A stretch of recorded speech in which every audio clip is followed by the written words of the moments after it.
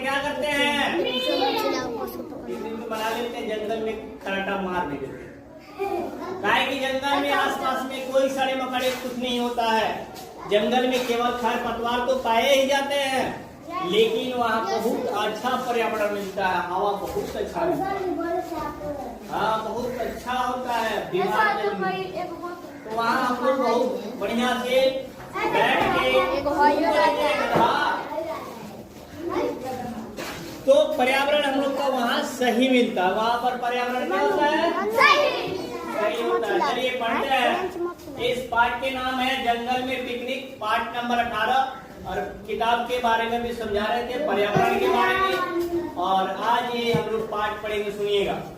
जंगल में है चहल पहल, पिकनिक का है शोर। नहीं बोलना है, बोलना नहीं है। बिल्ली बैठी घोड़े पर चली जंगल की ओर।